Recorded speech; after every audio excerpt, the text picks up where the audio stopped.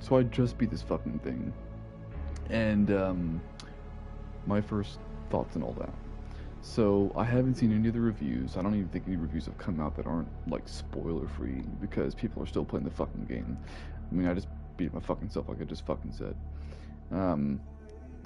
So I think the main menu actually changed somewhat because I beat it. Now, I was streaming it at first, like the first like hour and a half or so. I stopped because I was too focused on it, like not really providing commentary, just kind of silent. And so I figured it would probably be best to do it myself. But I still wanted to do this for an actual review of the game. So, the way I'm going to do it is like this. Because I've seen other people's reviews. Mine, instead of, most people have been doing it by Grace and Leon. I'm going to take a, kind of like that too, but I'm also going to take it by area. So, and then I'm going to go through some narrative beats that did or did not make sense. And it has a David Cage-esque sort of thing to it. It's reminiscent of David Cage. Because there's some things I don't understand currently. I will watch theories and videos and whatnot to try and explain to myself, but for now, they remain a mystery. Or maybe I'm just a fucking idiot, who knows. So, I'll start out with, I mean, normal stuff. I won't comment on many things, like the graphics and all that, and the sound quality, because it's top-notch. The thing is, it's a new fucking game. It's gonna be top-notch, no matter what the fuck. But I used to comment on that shit like I did with the medium and whatnot, like 5 fucking years ago now. I'm not going to now, because it's a new fucking game. It's gonna be fucking brilliant. Like, unless it's some piece of shit indie title, it's gonna be brilliant no matter what, which this is not a piece of shit indie title. Anywho, enough of my rambling. The one part that I will mention about that kind of thing is the voice acting, because the voice acting is actually top-notch, especially for Grace. +1 for that. She needs to go union. She needs to not go union, because she needs to stay with Resident Evil, because otherwise they'll fucking replace her as like they did with Ada. Speaking of which, oh, by the way, full spoilers. This is not a spoiler-free review. No Ada. Also no Hunnigan, which is interesting. And they never even explain why. I have seen theory videos prior to actually being on this fucking game, and the main theory is that since Leon is doing shit off the books, which he is, that's why it's Sherry and not Hunnigan, because it is Sherry. You don't play as Sherry, she's only in cutscenes, because she's also fucked up with a T-virus. They have a T-virus infection. Which brings me to my very first point. Well, no, never mind. I was about to say something narratively about that whole part, but never mind, because I was about to be wrong. So, I guess I'll start off mostly with the narrative, the part where I do find it kind of David Cage-esque. Here's what I mean by David Cage-esque. In David Cage games, like Heavy Rain, like Beyond Two Souls, like Detroit Become Human, fun games. Here's my issue with them. There's a major plot twist, and then everything that happens before that plot twist makes no sense anymore. Heavy Rain's example. The big fat dude who's investigating the murders. He is the murderer. So what the fuck? The other one, Detroit Become Human.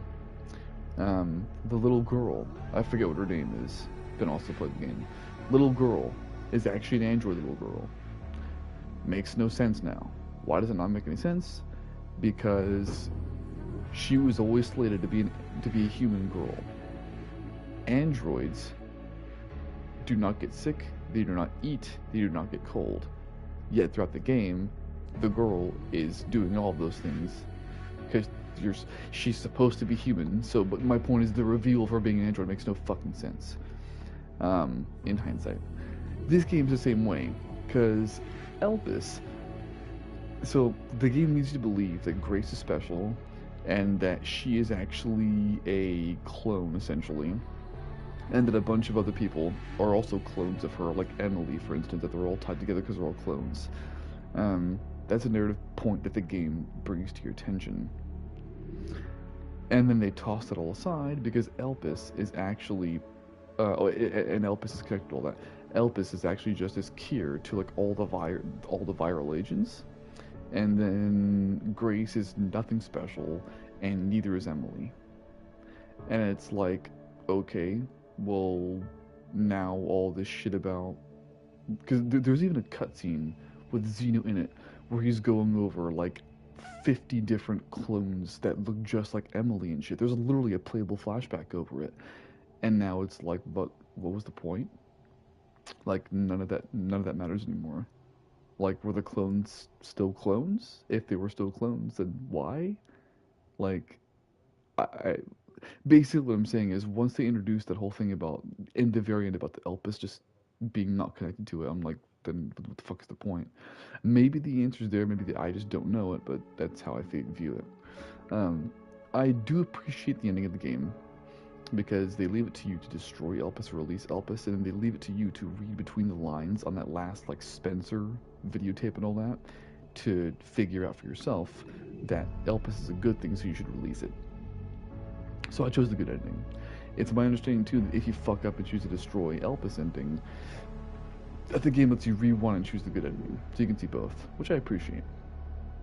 Because it means you don't have to fuck up a save point if you haven't saved for a while. So, very much appreciated there.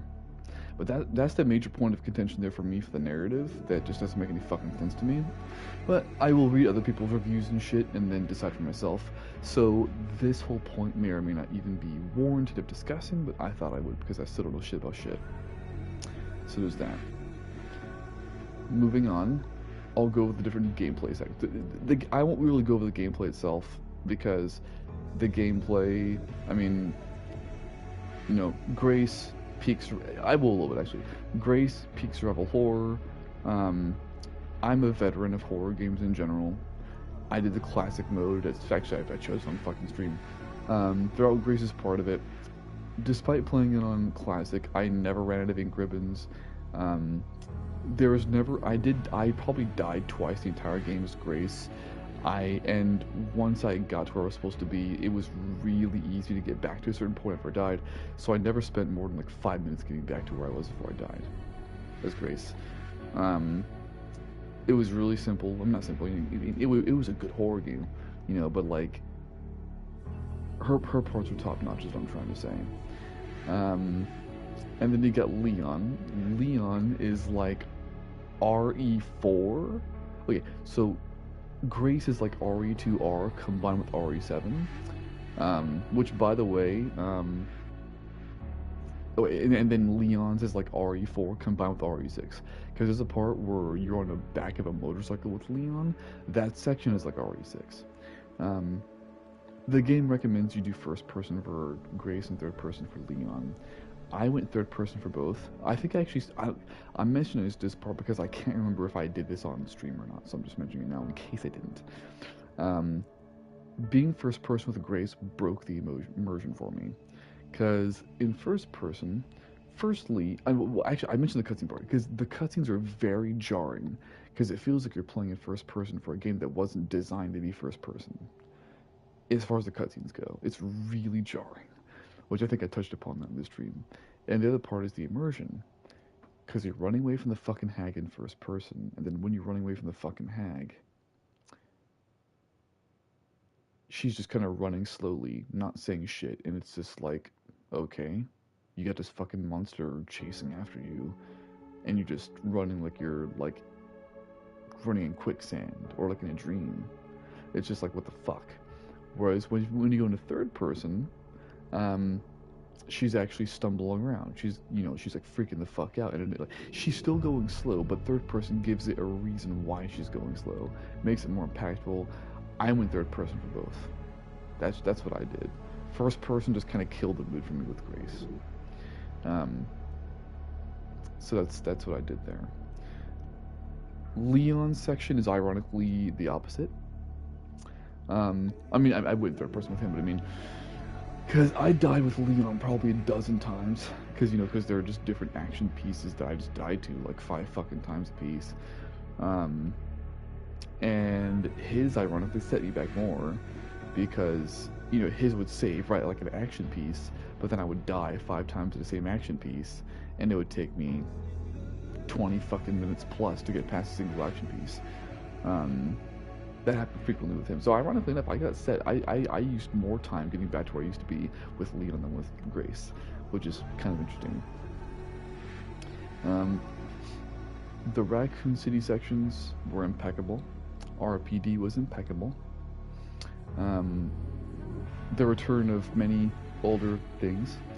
I did get spoiled on 3 things though. One of them was thanks to IGN's bitch ass, and the other ones were just the internet in general. So the things I got spoiled on, the fact that Hunk is in the game. Like I said, this is a spoiler review.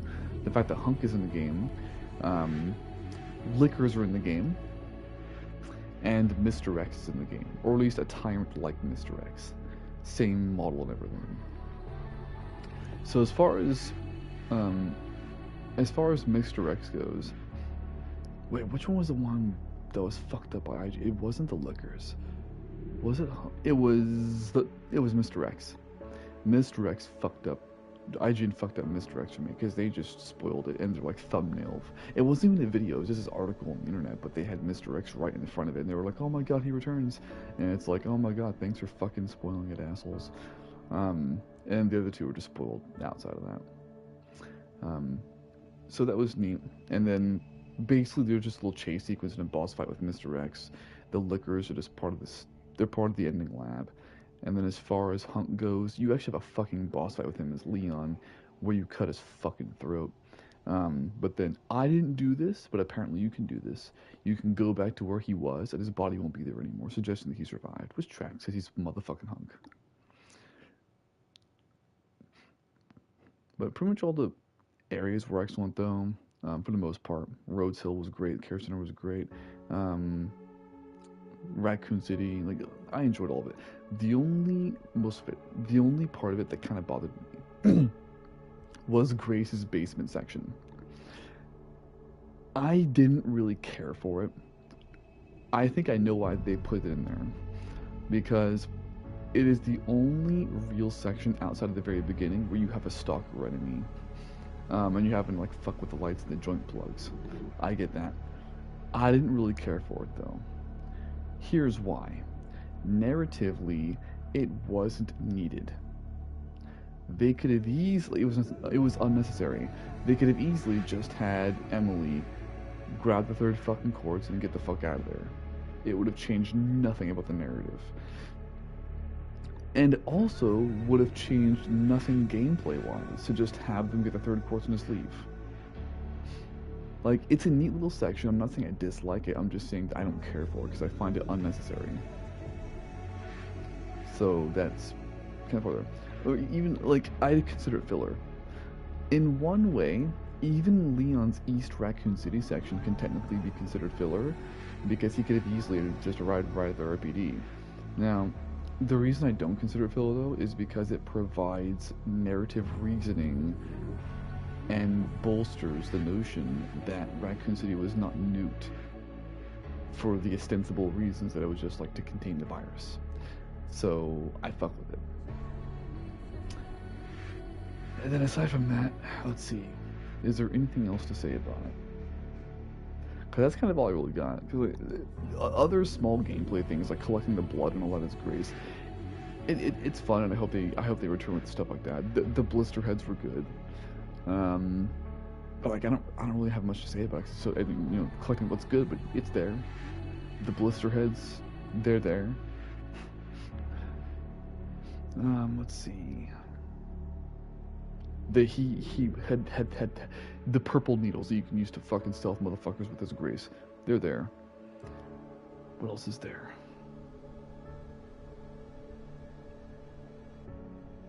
Chris Redfield's probably gonna be in RE10. So is Leon. They're probably gonna have a reunion from RE6. Oh, Zeno is just discount Wesker. Definitely. In fact, one thing I have seen, and I agree with this, is that Zeno is essentially just like a clone of Wesker, whether he really is or whether it's just Capcom making him that, because, you know, Albert Wesker has to be the coolest fucking villain ever. Is there anything else important?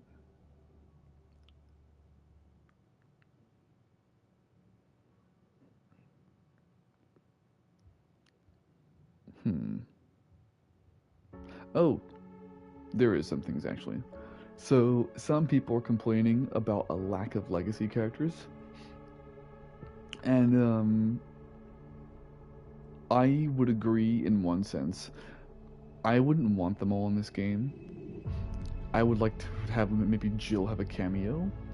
But, like, the reason I kind of agree with it is because pretty much everybody was a survivor of the outbreak. Or take Claire Redfield. I think Claire should have at least had a cameo in this, if not been in it outright, like properly, because she was there with Leon. She should have an infection too, unless they already have some other kind of plan for her in a different, maybe RE10. Maybe RE10 will be Leon, Claire, and Chris. Who the fuck knows? Because that's never happened before. And then the other thing would be Alyssa Ashcroft. As far as Alyssa Ashcroft goes, her death scene was very impactful, but I also feel like they could have done a lot more with her character. That's pretty much all I can really say about that. Some people were theorizing that the hag was Alyssa. Nope. The hag is just, I kind of wish that the hag had more significance, truth be told. One thing that a lot of people are saying is that they actually wish the hag was in more of the game, as in like that she was like in the care center, but they already had the big chunky assholes in the care center, at least in the east, so and quite frankly, I'm fine with the stalker enemies the way they did it in this game, because they only roamed certain parts of the game and they weren't an everlasting presence. Because I do have stalker enemy fucking fatigue. My fuck. The amount of fucking stalker enemies in horror games these days. Let's give it a fucking break. Like, if they had made it Evil Within 3, almost guaranteed it would have had a stalker enemy. Evil Within 2 kind of did anyway with a Nana chick.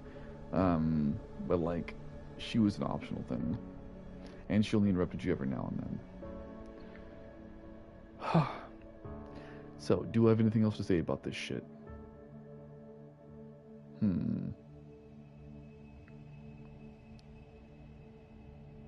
Not for now. And if I do end up having anything to add to it, then I will just add to it when the time comes. For now, though, that's been my review. Whenever I start a stream and then don't complete the game, if I beat the game, then I'll at least do a fucking review of it. That's how I'm gonna do this shit from now on. Yeah. So, we'll see how RE10 and Beyond goes. The next game is supposed to be Code Veronica, if the leaks are anything to go by, which, to be fair, the leak got everything right except for there was supposed to be a playable section where you drive around Raccoon City with that vehicle that Leon drives. That did not happen. He just abandons it on the fucking road, which he just kind of abandons vehicles a lot, doesn't he? But yeah, so that didn't happen. But aside from that, though, the leaks have been pretty accurate so far, so we'll see if Code Veronica really is. Honestly, I don't really give a fuck what comes next, so long as... Here's one thing I would like to see happen next, is a remaster of the Outbreak games come out with full, modern online functionality. That would be fucking splendid. I'd love to see that. At the same time, though, a Code Veronica remake would be great, because, that game, I like it, but it has some fucking problems. My fucking fuckity fuck. Some motherfucking problems with that motherfucking game. They need to fucking correct.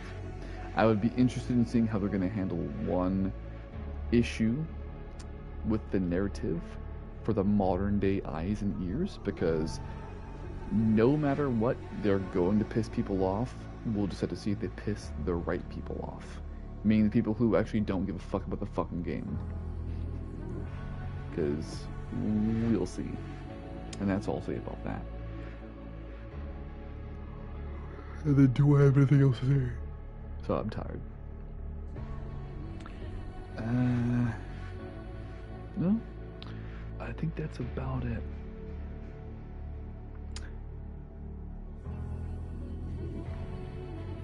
Yeah. So what I'm gonna fucking do now is I'm gonna go and get the fuck off this shit. This has been my review, and I'll see you motherfuckers sometime later. Good fucking bye. Stay frosty.